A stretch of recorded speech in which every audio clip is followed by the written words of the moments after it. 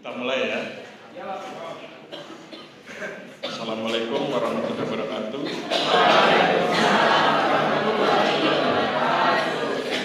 Assalamualaikum itu doa ya. Itu doa kita buat kita semua, termasuk yang batuk. Mudah-mudahan segera sembuh. Jangan lupa beli obat batuk ya. Biarpun berdoa tapi tetap harus diobati. Kemudian salam sejahtera buat kita semua. Terima kasih Anda berkenan hadir di pertemuan kita yang kedua ya. Pertemuan kita yang kedua, hari ini kita akan tampilkan 3 orang, semacam podcast gitu ya. Jadi kita wawancarai. Kita kocok dulu ya biar nggak protes. Ya. Kenapa? Tidak boleh. Oke. Nanti kalau pas bertanya aja ya, Anda catat. Ya. Boleh menanggapi kan Pak asal yang dari depan yang disampaikan? Boleh. Tapi tunggu waktunya ya. Supaya semua punya kesempatan yang sama. Oke. Ini udah saya kocok. Kemudian tampil di sebelah saya nanti. Orang pertama cerita tentang video 1. Orang kedua cerita video 2. Orang ketiga cerita video 3 ya. Kemudian sesudah itu kita akan bahas materi kita hari ini. Orang pertama bicara tentang video 1, Ari Dwi Urganda ya. Silakan maju Mas Ari.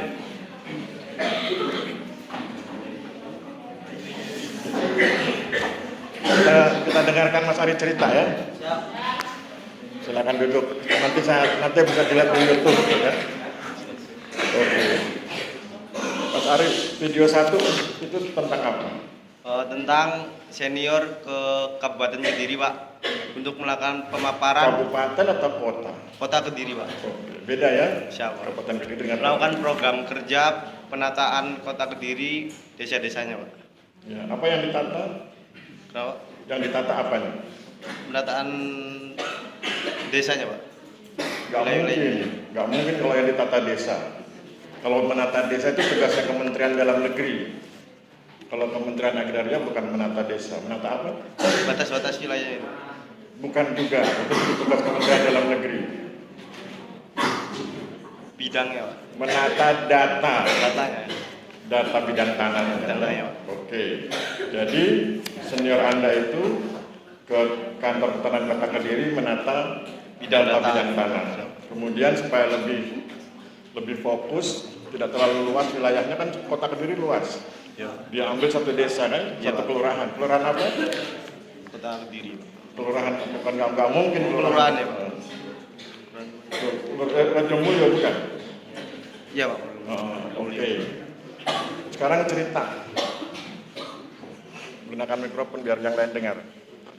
Kalau peristiwa itu dihubungkan dengan Pancasila, jelaskan sila-sila keberapa aja. Bentar. Sebelum kamu mulai. Kalau saya bilang, saya minta diterangkan dihubungkan dengan nilai ya, dengan value. Nilai-nilai Pancasila. Kalau saya menyebut value, berarti kata kuncinya. Kalau saya menyebut sila, berarti lengkap sila-sila seperti yang di upacara itu. Tapi kalau saya bilang value, berarti kata kuncinya.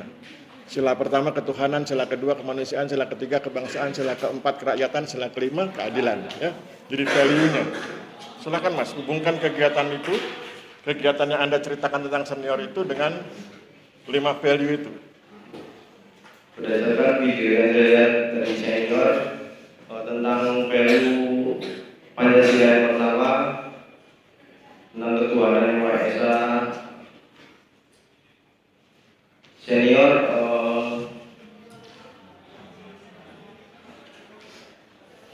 melakukan gelar kerjanya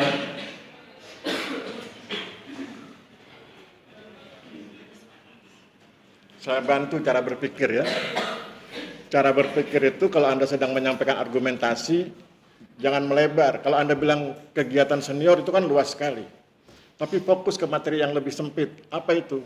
Menata data bidang tanah di Desa Rejomulyo. Sempit sekali. menata data bidang tanah Desa Rejomulyo. Ya, bukan bicara keseluruhan kegiatan KKNP. KKNP itu kan kuliah kerja nyata, itu banyak sekali kegiatannya. Nah, fokus di situ. Nah, sekarang hubungkan kegiatan menata data bidang tanah Desa Rejomulyo itu dengan value ketuhanan. Ada hubungannya nggak? Kalau nggak ada lewat, dibilang nggak ada Pak, langsung lewat. Nanti baru kita respon kalau ada yang mau merespon. Tapi sekarang kamu dulu. Lewat atau lanjut? Lewat. Kalau yang kedua, value yang kedua, lewat. Iya. Nah, value yang kedua. Kalau lewat semua, aplaus buat dia dan duduk. Ya? Oke. Apa yang kedua? Untuk value yang kedua, kemanusiaan yang adil dan beradab. Kalau saya menyebut value, nggak usah lengkap. Kemanusiaan. Kemanusiaan. Supaya nanti mindsetmu nggak terlalu luas. Kemanusiaan. Ya. Apa hubungannya? Apa hubungannya menata data bidang tanah di Kelurahan Rejomulyo dengan kemanusiaan? Karena agar tidak terjadi sengketa tanah gitu. Sengketa tanah itu terjadi karena apa? Karena misal kalau ada pengukuran bidang tanahnya ada yang lebih atau enggak gitu. Data bidang tanah itu harus dibikin baik, dibuat tepat, bukan dalam rangka mencegah konflik, tapi dalam rangka memudahkan manajemen data di kantor pertanahan. Nah, kalau itu dalam rangka manajemen data, pertanyaan berikutnya adalah apakah manajemen data pertanahan itu berhubungan dengan kemanusiaan? Nah, di bagian mana berhubungannya? Bagian adil, keadilan. Kita sedang bicara kemanusiaan. Jangan pindah ke value yang lain. Nah, kita cancel dulu. Ada yang tadi siapa yang mau bantu? Diri Mas biar kelihatan. Diri. Terlalu jauh. Assalamualaikum warahmatullahi wabarakatuh. Waalaikumsalam. Perkenalkan, saya Jadi Dufani, NIT 23-83 kelas D. Nah, saya ingin menanggapi yang berkaitan Mas Ari sampaikan ya Bapak. Mungkin agak berbeda dengan saya sendiri, yaitu dalam video tersebut ya, si Mas Tarman tersebut menjelaskan bahwasanya tentang pemetaan bidang tanah. Seperti apa yang kita pelajari di kartografi pemetaan tanah, kan kita membuat peta khususnya dalam bidang pertanahan. Nah, fokus pemetaan bidang tanah tersebut berguna untuk khususnya mensejahterakan rakyat atau mensejahterakan masyarakat agar bisa tertata dengan baik dalam suatu wilayah. Nah, dapat kita simpulkan dari yang telah saya katakan tadi, saya mengambil nilai-nilai khususnya nilai Pancasila dalam sila ketiga, yaitu Jangan bicara ketiga. Jangan. Kita sedang fokus ke kemanusiaan. Beliau kan saya tanya tentang tadi pertanyaan saya kepada beliau adalah bagaimana apa hubungannya menata data bidang tanah Kelurahan Rejomulyo dengan value kedua yaitu kemanusiaan. Kamu bantu di situ, jangan pindah ke value yang lain. Jadi fenomenanya adalah menata data bidang tanah Kelurahan Rejomulyo, itu fenomenanya. Peristiwanya itu.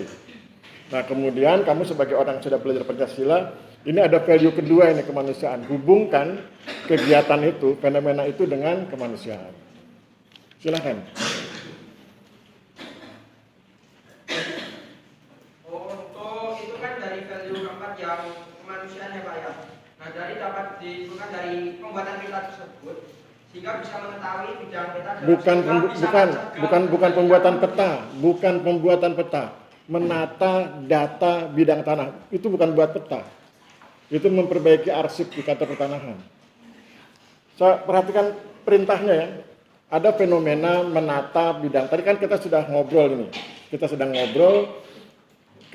Obrolan kita sampai pada satu titik bahwa mereka yang KKNP itu sedang menata data bidang tanah Kelurahan Rejomulyo. Menata data bidang tanah di garis bawahi, bukan membuat peta. Soal nanti kan KKNP itu kegiatannya banyak ya. Tapi ini kita sedang membahas itu. Menata data bidang tanah. Kemudian sampai ke value kedua kemanusiaan. perintah saya ke kamu adalah hubungkan menata data bidang tanah, hubungkan menata data bidang tanah Kelurahan Rejomulyo dengan value kedua, yaitu kemanusiaan. Begitu. Jadi jangan kamu cerita soal buat peta. Untuk value kedua yaitu tentang kemanusiaan ya Pak ya. Itu kan dari pembuatan desa itu ya Pak ya. Nah itu kan bisa tertutup untuk mesejahterakan masyarakat di suatu wilayah tersebut. Kamu tahu nggak menata data bidang tanah itu apa? Apa? Saya kurang tahu Pak. Oke. Duduk. Apa yang kita pelajari dari diskusi saya barusan? Jangan bicara kalau tidak ada ilmunya. Ya, jangan komentar kalau nggak tahu ilmunya, nggak tahu faktanya. Jadi kalau Anda nggak tahu data bidang tanah, diam dulu. Kalau diminta bicara ya jangan bicara dulu. Mohon maaf saya belum bisa bicara karena belum tahu datanya, belum punya faktanya, belum punya pengetahuannya, gitu ya. Jadi menata data bidang tanah itu adalah kegiatan merapihkan data di kantor pertanahan tentang Desa Rejomulyo itu. Jadi fenomenanya kan menata data bidang tanah Kelurahan Rejomulyo. Seluruh kelurahan yang ada di Kota Kediri datanya ada semua di kantor pertanahan. Nah itu kan kemudian para mahasiswa itu pilih salah satu desa, itu yang kemudian ditata. Ada yang dilihat gambar ukurnya, ada yang dilihat koordinatnya, ada yang diperhatikan berkasnya, itu dirapikan, ditata ulang, mana yang sudah lengkap, mana yang belum lengkap, mana yang sudah diupload, mana yang belum diupload, ya, itu namanya menata data bidang tanah. Nah kemudian pertanyaan berikutnya, bagaimana hubungannya dengan kemanusiaan? Kalau tadi bilang kemanusiaan, berarti kan melayani. Konsep kemanusiaan itu melayani. Kalau Anda dibilang berkemanusiaan, Anda membantu orang lain, melayani orang lain. Nah, kalau datanya sudah baik, administrasi datanya baik, manajemen datanya baik, maka mudah bagi kantor pertanahan untuk memberikan pelayanan pada masyarakat.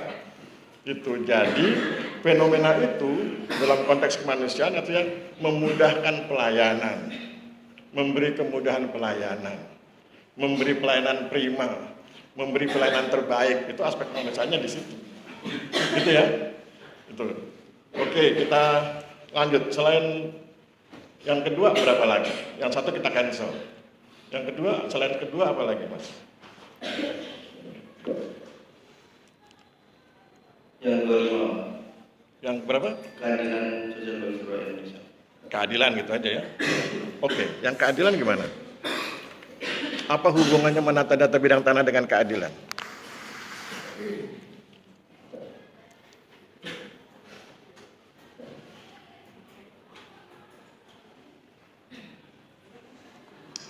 Menata data bidang tanah itu kan untuk memudahkan pelayanan.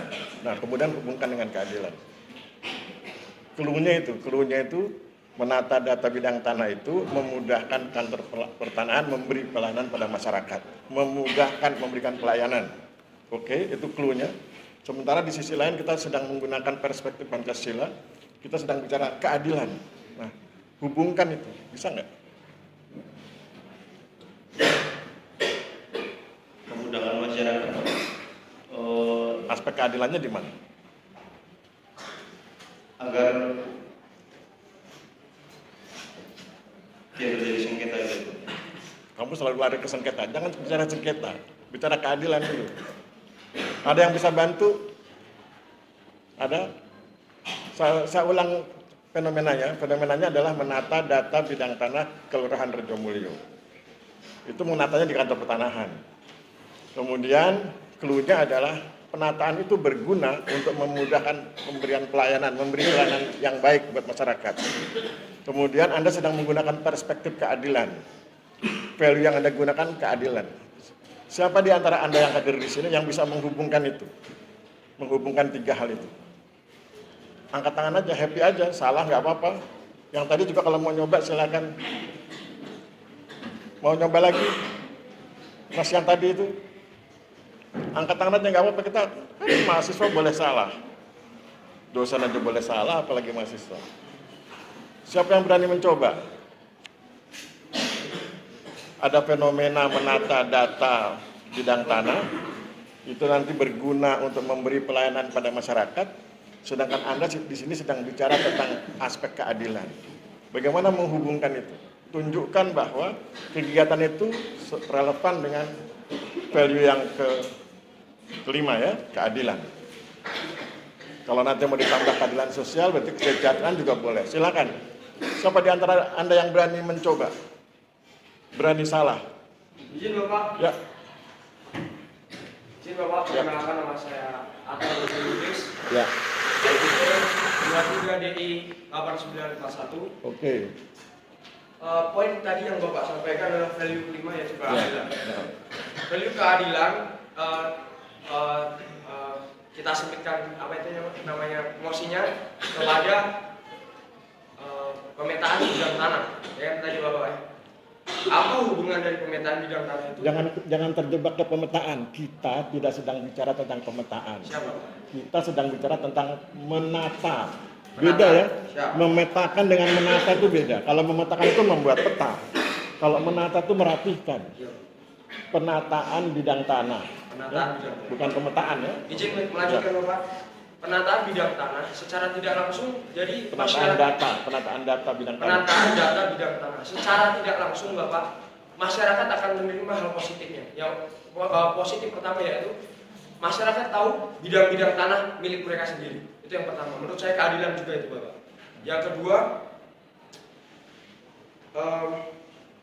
Yang kedua adalah mencegah terjadinya konflik juga Bapak. Jadi setiap badan Kenapa selalu lari ke konflik? karena menurut saya Bapak ya, izin Bapak, karena yang namanya keadilan pasti juga ada yang namanya konflik juga Bapak. Kadang kayak gini Bapak. Bidang tanah saya, ini gambaran dari argumen saya Bapak ya. Bidang tanah saya belum tersusun dalam itu apa itu namanya suatu susunan penataan peta, penataan bidang tanah tersebut. Jadi saya tidak tahu gambarannya. Ada mahasiswa atau senior tingkat 6 yang KKN di desa saya dan senior tersebut mempunyai inovasi dalam bidang pemetaan Bapak. Nah itu kan saya sebagai masyarakat sangat terbantu. Kalau tidak ada senior datang ke tempat saya sebagai warga, sebagai masyarakat, kan saya juga tidak. Mana hubungannya dengan konflik? Tadi kan kau bilang sengketa konflik. Ya, belum Pak. Oh lah. Belum. Izin Pak ya. Saya menggambarkan dari apa yang saya pikirkan secara. Mohon maaf kalau terbata-bata karena ini Jangan juga tidak lama-lama, sesuai. karena durasinya terbatas. Ya.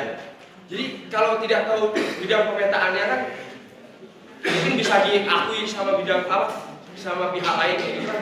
Bisa terjadinya konflik Bapak. Seperti itu. Jadi makanya saya hubungkan tadi keadilan untuk masyarakat. Terutama terbantunya dengan adanya senior yang KKN di wilayah saya seperti itu Bapak. Oke, aplaus dulu.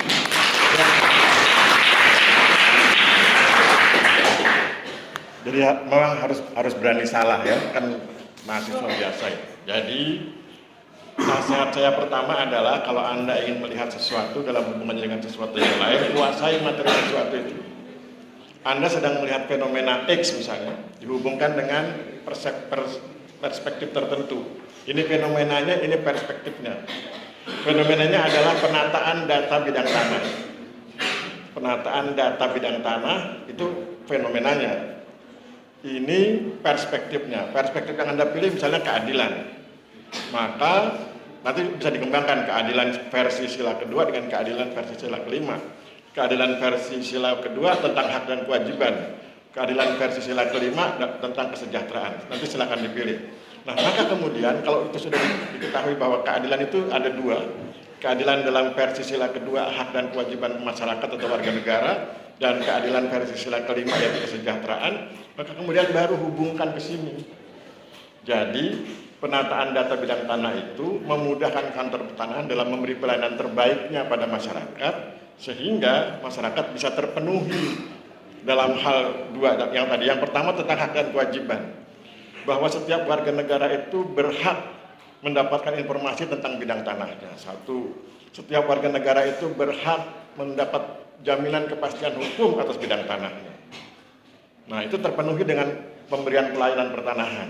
Atau yang berikutnya, yang keadilan versi kedua, keadilan versi sila kelima, yaitu kesejahteraan. Bahwa dengan diberi pelayanan yang terbaik, dengan memberi pelayanan yang baik, orang bilang pelayanan prima itu, maka masyarakat bisa menggunakan tanahnya dengan lebih baik. Bisa menggunakan tanah dengan lebih baik dalam pengertian dia menggarap tanahnya dengan baik karena sudah punya kemapanan psikologis. Ini tanah saya, jadi saya semangat menggarap tanahnya, dicangkul, digarap dan lain sebagainya. Atau kemudian penggunaan dalam versi yang lebih abstrak, diagunkan sertifikatnya untuk mendapatkan modal untuk bisnis tertentu. Begitu ya. Jadi itu cara Anda menjelaskan ya. Jadi lihat fenomenanya, lihat perspektifnya, jelaskan perspektifnya itu seperti apa, kalau perlu buat detailnya seperti apa, baru kemudian hubungkan dengan ini. Tapi ini baru bisa dihubungkan kalau Anda paham betul tentang fenomena. Maka tadi saya kritik ketika bicara tentang penataan data bidang tanah, Anda semua kan terpelesetnya ke pemetaan. Tapi itu penataan data belum sampai, itu sudah selesai bahkan pemetaannya. Ada data yang sudah dimasukkan ke peta, itu namanya di-plotting. Ada data yang belum dimasukkan di peta, itu namanya belum di-plotting. Ya, itu nanti itu teknis ketika nanti Anda belajar yang berkaitan dengan pemetaan gitu ya. Oke, saya pikir dari Mas Ari. Ya, dari Mas Ari cukup ya. Aplaus buat Mas Ari. Thank you. Ya, terima kasih. Kita ambil yang tengah.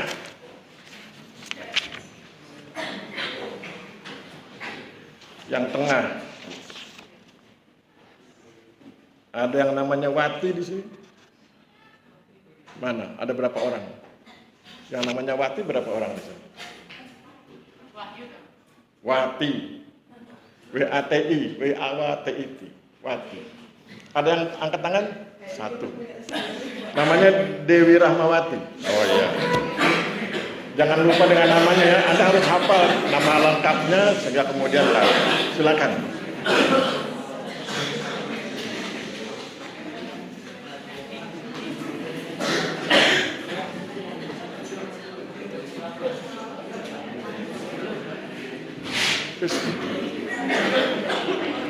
Oke Mbak, panggilanmu Dewi atau Wati? Dewi. Oh Dewi. Ya, kalau yang batuk nggak apa-apa, itu kan alami. Kalau batuk dilarang stres dia nanti. Kita dengarkan Mbak Dewi cerita ya. Video yang kedua, pertama beliau akan cerita. Video kedua itu fenomenanya seperti ini. Kemudian nanti beliau pilih perspektif. Silakan pilih perspektif yang mana aja. Ada 5 kan. Value pertama, kedua, ketiga silakan. Kemudian nanti beliau hubungkan. Nanti kita kritik kalau dia salah ya. Oke, silakan Mbak Dewi. Fenomenanya apa video kedua? Baik, Assalamualaikum warahmatullahi wabarakatuh. Waalaikumsalam warahmatullahi wabarakatuh. Dari video yang saya lihat, video yang kedua, di situ senior atau PKNT datang ke desa Sikantor. Setelah itu dia fokusnya membawa web di sistem informasi pertanahan. Terus value yang ingin saya ambil adalah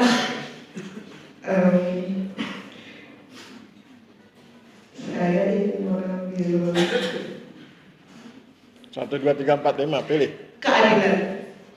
Yang kelima berarti ya? Iya, silakan. Tapi nanti pecah ya. Nanti dipecah seperti tadi itu. Keadilan bisa 2. Keadilan versi sila kedua itu berarti hak dan kewajiban warga negara. Keadilan versi sila kelima itu berarti kesejahteraan. Baik. Oke, bentar. Kemudian saya luruskan dulu fenomenanya supaya lebih clear ya. Fenomenanya itu adalah di video kedua itu senior membantu membuatkan atau merapihkan WebGIS. WebGIS itu website berbasis GIS. Jadi WebGIS itu website, kalau website Anda sudah paham ada itu ya. Nah, GIS itu sistem informasi geografis. Jadi di website itu Anda bisa lihat lokasi spasial, posisi keruangan, posisi sesuatu di muka bumi. Misalnya misalnya yang dibuatkan adalah website GIS desa, itu nanti di desa itu ada pasar di sebelah mana, SD di sebelah mana, dan seterusnya. Ya. Itu fenomenanya. Ya. Jadi sudah clear fenomenanya, sudah clear dipilih keadilan. Sekarang kita dengarkan hubungan keduanya, antara fenomena dengan perspektif. Nanti kita kritik kalau beliau salah. Oke, silakan Mbak Dewi. Baik, menurut opini saya, kita ambil keadilan pada sila kedua atau value kedua, yaitu tentang hak dan kewajiban. Benar ya Pak? Ya. Nah di situ menurut saya senior,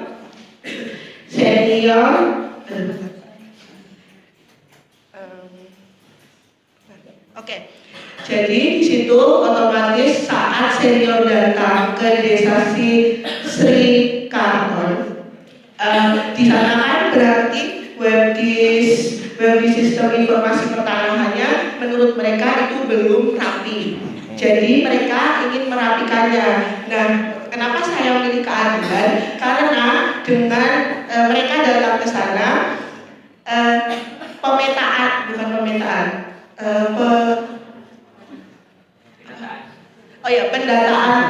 Gimana ya Pak bilangnya kayak dari satu tempatnya itu udah jadi benar gitu loh. Tadi kan dari video itu kakaknya juga, senior juga bilang kalau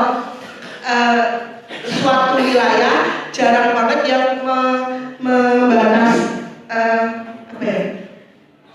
datanya itu kayak batas RT, batas RW gitu loh Pak. Jadi kalau mereka datang otomatis desa itu akan jelas nih bidang RT-nya di mana, RW-nya bagaimana, nanti kata Bapak pasarnya akan di mana letaknya, batasnya dengan daerah lain gimana. Jadi otomatis hak dan kewajibannya akan terpenuhi. Hak yang mana yang terpenuhi?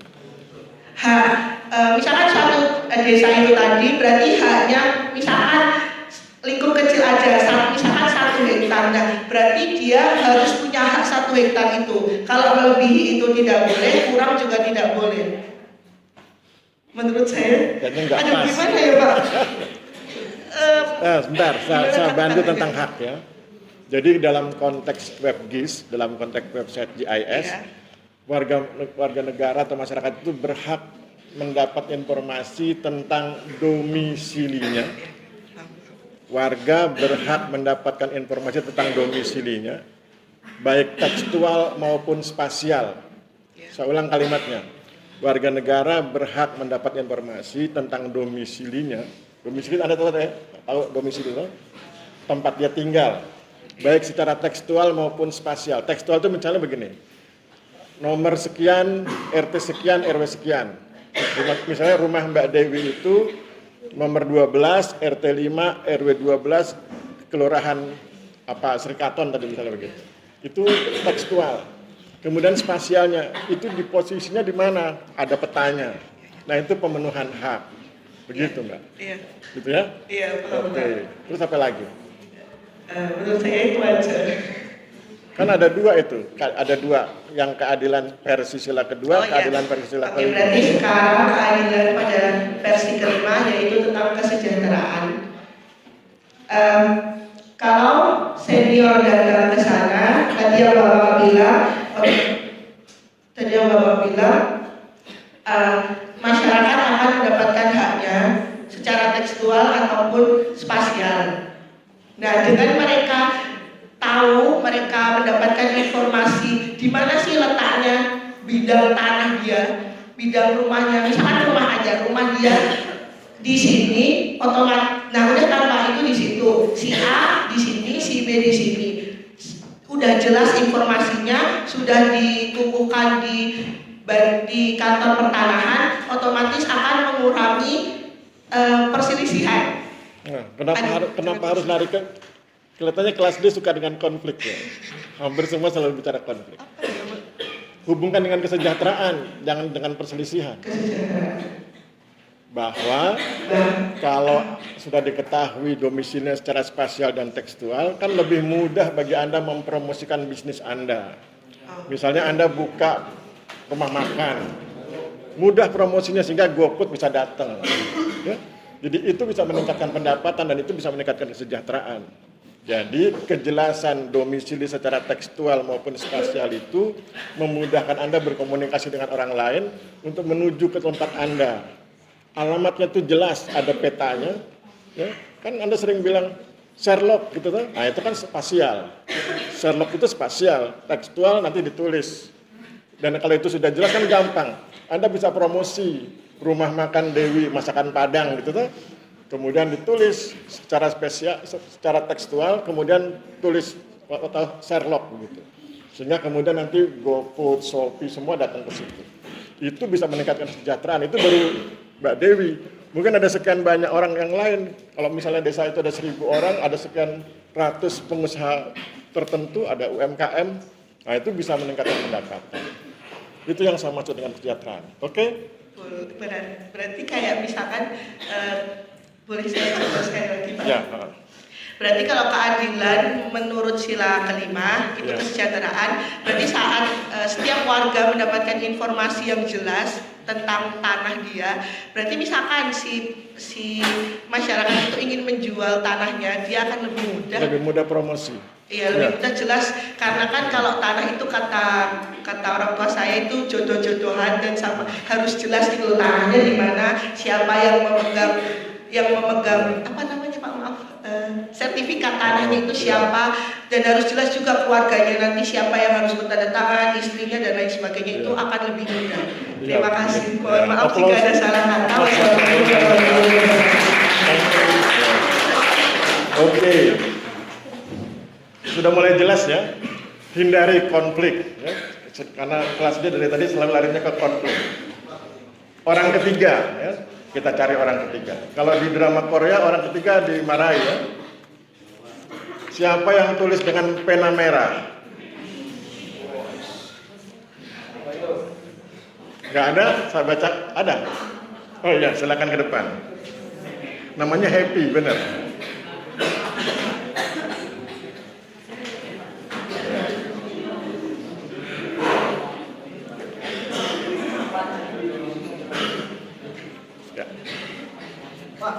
Ya, silakan. Nanti jangan pernah pakai filter merah lagi. Iya, Pak. Ya. Kamu cerita video ketiga. Benar ini penyamu tuh? Happy tuh? Ya. Panggilanmu apa? Oh, ya. Oke, kita dengarkan Happy akan cerita fenomenanya apa, perspektifnya apa, kemudian penjelasannya bagaimana. Fenomena, perspektif, dan penjelasannya ya. Oke, silakan Mbak. Video 3. Oh, ini.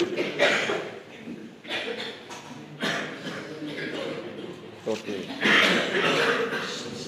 Mudah-mudahan akan sembuh yang sakit.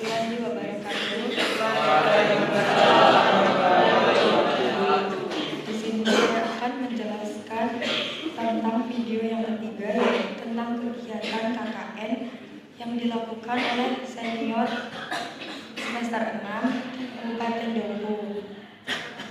Fenomenanya apa? Fenomenanya dulu.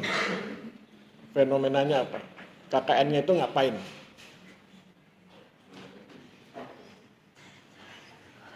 Perbaikan data. Perbaikan data. Fenomena di video 3, fenomenanya adalah peningkatan kualitas data. Kalau yang pertama, penataan. Yang ini peningkatan kualitas. Ya. Karena menurut senior Anda itu datanya belum berkualitas, maka kemudian ditingkatkan kualitasnya. Ya. Oke. Nah, kalau fenomenanya peningkatan kualitas data, mau dihubungkan dengan value yang mana? Happy. Fenomenanya, ya. Keadilan, Pak. Ganti jangan keadilan, sudah banyak yang bilang keadilan. Jangan gunakan yang kelima. Jangan gunakan yang kemanusiaan. Pilih antara berapa tuh? 3 dengan 4 yang belum. Kalau yang pertama agak susah ya. Ketuhanan, nanti terlalu religius ya. Pilih kalau enggak 3, 4. Kebangsaan dan kerakyatan. Pilih. Happy. Satu aja. Kedua nggak boleh, Pak. Nggak boleh, udah sering. Sebetulnya semua fenomena itu bisa dibahas dengan 5 value. Tapi saya ingin melatih Anda bicara yang unik ya. Pilih 2 atau 3 atau 4. Yang ketiga, Pak. Ya, ketiga itu kebangsaan ya. Oke, hubungkan dengan kebangsaan. Fenomenanya adalah peningkatan kualitas data pertanahan. Perspektifnya adalah kebangsaan. Bagaimana menghubungkan dua hal itu? Happy. Nanti kalau ujian begitu ya, Makanya ujian nanti pakai logika, ya. Ayo, Happy. Pada video ketiga tentang kebangsaan, yaitu mahasiswa tersebut melakukan sosialisasi untuk melindungi hak pemilih tanah, walaupun Kalau bilang hak, bicara kewajiban, itu sudah dibahas tadi. Itu bicara tentang keadilan versi sila kedua. Kalau kebangsaan apa? Apa elemen kebangsaan? Bedah dulu kebangsaannya jadi 2 atau 3 elemen. Apa elemen kebangsaan?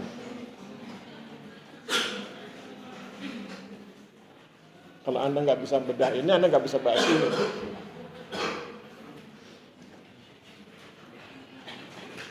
Elemen kebangsaan itu apa? Rasa syukur, tuh. Bersyukur menjadi orang Indonesia. Itu elemen kebangsaan. Kalau sudah bersyukur apalagi? Cinta. Tuh. Kalau sudah cinta apalagi? Kontribusi.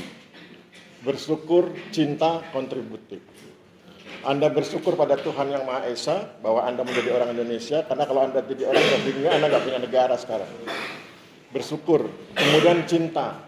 Anda ingin bentuk rasa syukur kan cinta ya. Kalau saya bilang cinta bukan berarti mempertuhankan negara ya, tapi mencintai negara. Nah kemudian kalau sudah cinta berkontribusi. Anda ingin melakukan apa buat negara? Itu Mbak. Jadi perspektif kebangsaan itu dibedah jadi 3 elemen. Syukur, cinta, dan kontribusi. Kemudian yang ini bicaranya tentang peningkatan kualitas data pertanahan. Hubungkan. Bisa? Kontribusi Pak, Ya. itu memberikan informasi melalui aplikasi tentang bidang tanah yang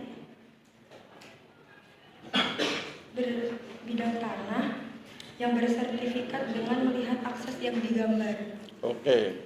Ada yang mau bantu? Ada yang berani salah? Harus berani salah kan? Boleh berani salah. Ada? Angkat tangan supaya saya tahu. Gak apa-apa sharing kita. Ada yang berani salah? Angkat tangan? Oh, jawabnya gatal. Ada? Ayo, happy aja. Kan kita setara ya. Dosen dengan mahasiswa itu setara. Oke. Saya ingin bantu Anda memahami begini. Anda bedakan yang fenomena 1 tentang penataan data bidang tanah, bedakan dengan peningkatan kualitas data pertanahan. Kalau penataan data bidang tanah itu datanya itu dirapihkan, disusun, dilengkapi. Itu namanya penataan data bidang tanah. Gunanya untuk apa? Gunanya untuk memudahkan pelayanan. Oke, selesai. Sekarang peningkatan kualitas data bidang tanah atau data pertanahan. Apa yang dilakukan? Yang ditingkatkan itu validitasnya, tingkat kesahihan, tingkat kepercayaan bahwa kalau dibilang 100 meter persegi benar 100 meter persegi. Bahwa kalau koordinatnya X dengan Y-nya sekian, betul X dengan Y-nya sekian. Bahwa kalau bentuknya segi 5, betul bentuknya segi 5, bukan segi 6. Itu namanya peningkatan kualitas. Jadi dari yang awalnya tidak terlalu sahih menjadi lebih sahih. Yang tidak begitu valid jadi lebih valid. Kalau yang tadi, yang penataan data bidang tanah dalam rangka memudahkan pelayanan. Kalau yang ini dalam rangka memberi jaminan kepastian hukum. Supaya betul subjek dan objek bidang tanahnya. Jadi jaminan kepastian hukumnya. Nah kemudian hubungkan dengan yang kebangsaan tadi. Apa? Syukur, cinta, kontribusi. Nah, itu bentuk rasa cinta mahasiswa kita kepada negara ini bahwa dia ingin berkontribusi dengan merapihkan itu, dengan meningkatkan kualitas data itu agar kemudian datanya menjadi lebih valid, masyarakatnya menjadi lebih, nah baru sekarang masuk di sengketa. Kalau datanya valid kan peluang sengketa menjadi kecil, gitu ya. Nah, itu yang kira-kira bisa kita bahas dari video ketiga. Applause buat Happy, terima kasih.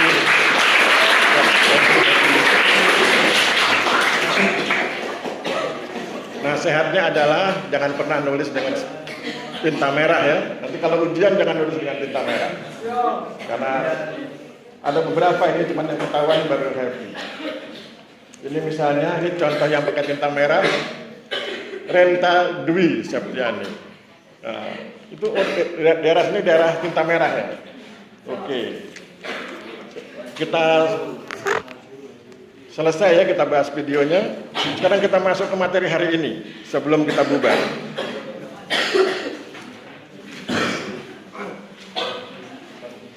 Anda buka WA grup Anda, kemudian buka bahannya itu.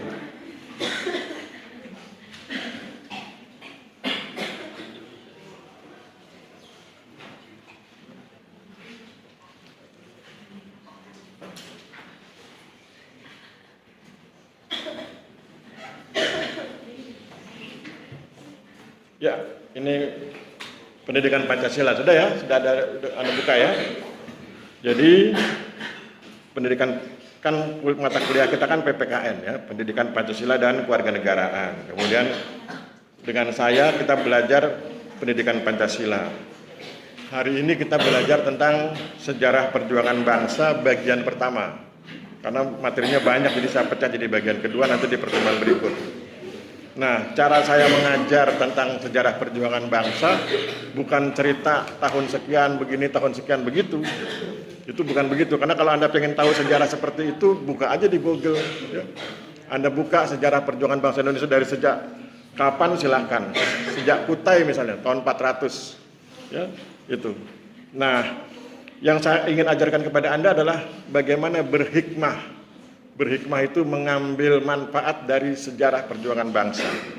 Jadi, menurut pemahaman saya, sejarah perjuangan bangsa itu bisa menjadi sumber inspirasi buat Anda. Maka saya tulis di situ Inspiring Minds, menginspirasi jalan pikiran Anda. Sejarah perjuangan bangsa itu menginspirasi jalan pikiran Anda. Dalam hal apa? Dalam hal pemahaman bahwa kalau Anda ingin memperjuangkan sesuatu, minimal ada 5 hal yang harus Anda lakukan. Saya ulangi kalimatnya. Kalau Anda ingin memperjuangkan sesuatu, minimal ada 5 hal yang harus Anda lakukan. Contoh Kemkes. Beliau naksir misalnya seniornya semester 6, misal. Dia naksir, kan dia kepingin minimal ngobrol lah gitu. Kan harus ada yang diperjuangkan. Nah, bagaimana cara memperjuangkannya? Di sini ditulis. Bikin perencanaan, lakukan tindakan, evaluasi tindakannya, jangan-jangan seniornya malah marah ketika Anda tegur ya. Kemudian perbaiki, mungkin kemarin kurang sopan, hari ini harus sopan. Kemudian bikin tindakan baru yang membuat beliau senior Anda itu simpati. Misalnya begitu ya. Jadi itu contoh kalau misalnya seseorang naksir seseorang. Begitu juga dalam hal karir. Anda ingin menjadi kepala kantor wilayah BPN Provinsi X, Kalimantan Barat misalnya. Nah, maka kemudian Anda harus siapkan itu. Anda harus siapkan, Waalaikumsalam, siapkan sejak dari mulai perencanaan, tindakan, evaluasi, perbaikan, tindakan baru.